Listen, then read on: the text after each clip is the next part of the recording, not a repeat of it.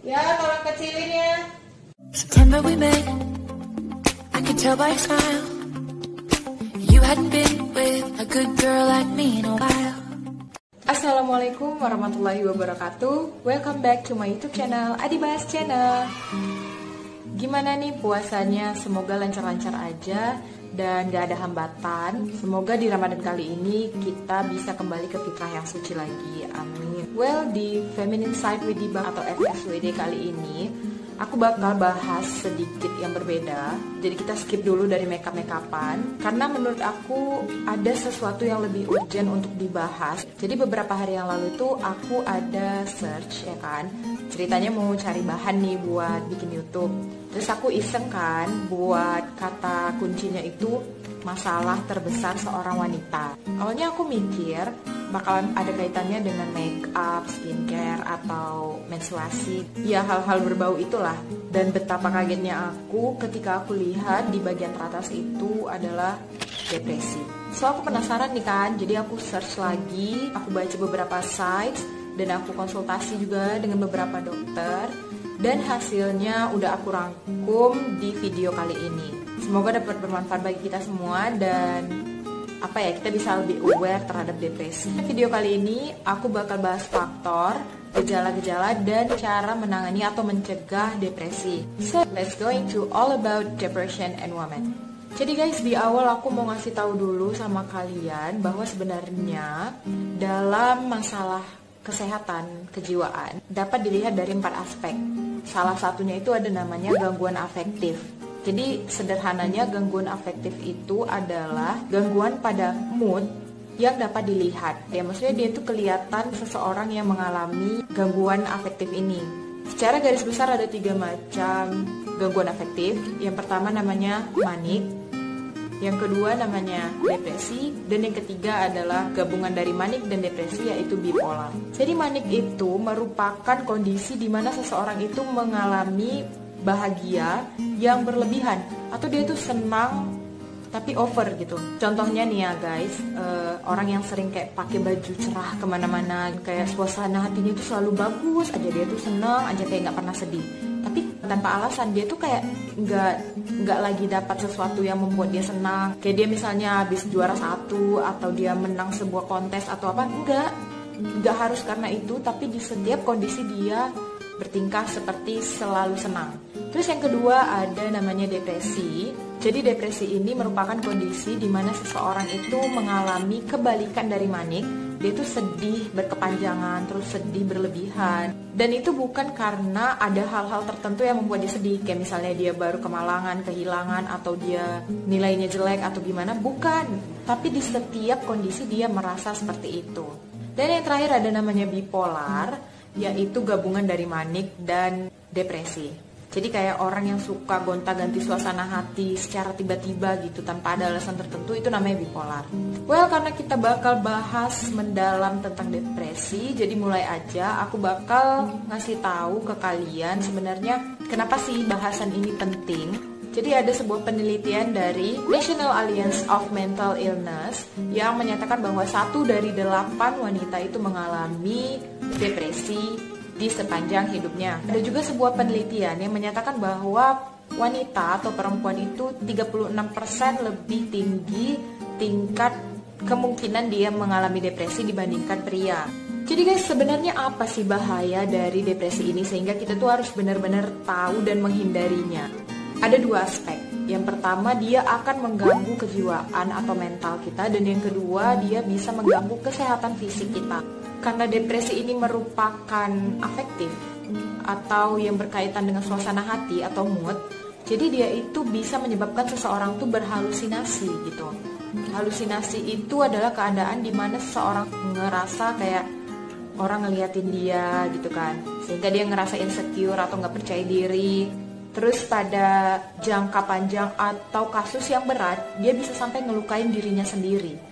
Aku juga beberapa kali pernah ngeliat di media sosial gitu kan, ada kayak orang yang suka nyayat-nyayat tangannya gitu kan, terus kayak suka mukulin dirinya sendiri. Nah itu merupakan dampak dari depresi tadi gitu. Yang kedua, dia bisa mempengaruhi keadaan kondisi fisik kita, di mana orang yang depresi itu bisa mengalami perubahan dalam pola hidupnya, misalnya pola makannya berubah gitu kan. Dia bisa ngalamin hipertensi atau juga obesitas karena perubahan pola makan tadi. Atau contoh lainnya, seorang yang depresi itu biasanya mengalami kesulitan untuk istirahat atau tidur. Jadi banyak yang ngalamin insomnia gitu kan.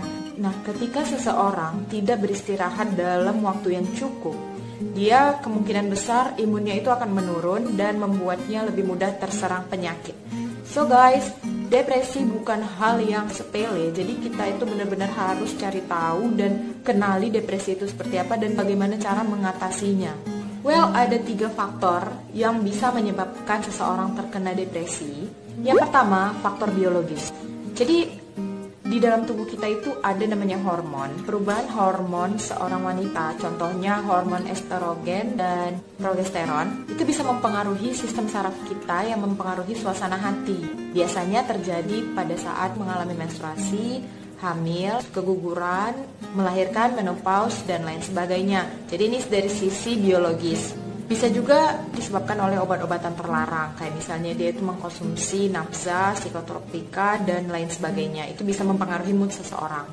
Terus yang kedua nih guys, ada dari sisi psikologis. Sisi psikologis ini bisa disebabkan faktor dari luar, kayak misalnya pendidikan, karir, ketika seorang wanita itu menikah, terus punya anak, terus bagaimana cara dia membesarkan anaknya, itu bisa mempengaruhi psikologis dan akhirnya menyebabkan pada depresi. Jadi sebenarnya karena wanita itu lebih baperan atau lebih mengedepankan hatinya dibandingkan logikanya, jadi wanita itu cenderung untuk lebih mempertimbangkan dan lebih memikirkan segala sesuatu, bahkan sekecil biji jagung pun. Jadi kayak masalah-masalah sepele itu beneran bisa bikin seorang wanita itu mikirin banget gitu loh. Dan itu bisa bikin depresi. Dan yang terakhir ada dari faktor sosial budaya. Kalau ini sih guys, menurut aku cukup besar juga pengaruhnya terhadap depresinya seseorang. Jadi masyarakat itu punya standar sendiri untuk menyebut seorang wanita yang baik atau tidak itu seperti apa. Contohnya nih guys, seorang perempuan tuh harus jago masak, terus jago dandan, terus juga harus postur tubuhnya demikian, terus yang dikatakan cantik itu demikian. Nah, seorang perempuan yang tadi basicnya itu baperan, terus kayak suka mikirin banget segala sesuatu, bakal mengusahakan dirinya walaupun dia dalam kondisi tertekan untuk memenuhi ekspektasi dari orang-orang. Kalau ini terus berlanjut bisa menyebabkan depresi tadi. Apalagi nih guys, wanita karir gitu kan, dia selain harus bekerja, dia itu juga harus mengurusi rumah tangganya. Nah, ketika tidak ada dukungan dari orang-orang terdekat, pastinya stres dong ya. Gak cuma perempuan kalau ini, kalau misalnya laki-laki pun, anak kecil, orang dewasa gak dapat apresiasi dari orang terdekat, itu bakal ngerasa depresi atau stres. So guys, support system is really important. Nah sekarang nih guys, gimana sih caranya kita tahu bahwa kita itu mengalami depresi atau enggak, atau seseorang itu mengalami depresi atau enggak? Di sini aku bakal ngasih tahu kalian gejala-gejala umum yang biasanya diperlihatkan dari seseorang yang mengalami depresi. Yang pertama, kesulitan konsentrasi. Mungkin tadi karena perubahan pola hidupnya, jadi dia tuh kayak kurang konsentrasi. Yang kedua, mudah lelah, letih, terus juga pegal-pegal badannya. Itu merupakan gejala yang cukup sering dialami orang yang depresi. Terus yang ketiga, ini paling menunjukkan kayaknya dia depresi ya, yaitu sering marah dan sensitif. Dia dengar komentar negatif sedikit aja langsung kayak meledak-meledak gitu. Nah itu merupakan gejala juga dari orang depresi. Yang keempat, dia tuh kayak selalu mengisolasi diri atau menyendiri dari halayak ramai. Dia tuh lebih suka sendiri. Mungkin dia ngerasa kayak insecure, gak percaya diri, minder. Selanjutnya, karena dia tadi merasa minder, jadi dia itu bakal berpikiran negatif terus nih sama orang. Dia ngerasa bahwa orang selalu memandang negatif ke dia, orang selalu menganggap dia itu tidak baik dan lain sebagainya. Dan selanjutnya ini kayaknya ke step yang udah depresi gitu ya, udah memang dikatakan depresi. Dia itu ingin mengakhiri hidupnya.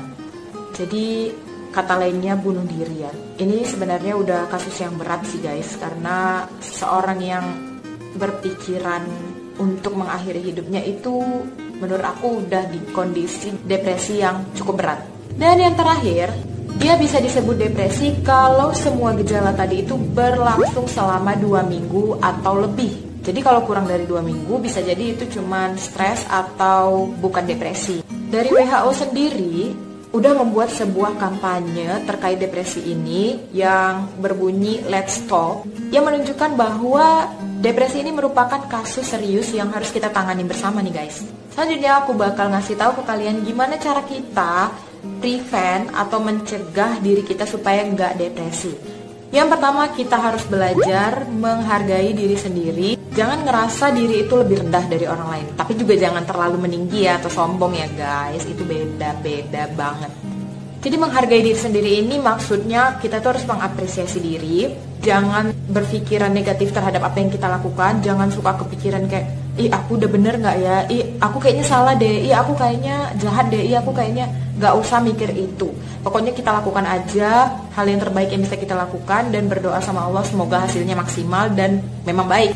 Yang kedua, meskipun sibuk atau banyak tugas atau wanita karir kayak atau apa kayak, kita tuh harus menyempatkan waktu untuk menghibur diri kita atau menyenangkan diri kita.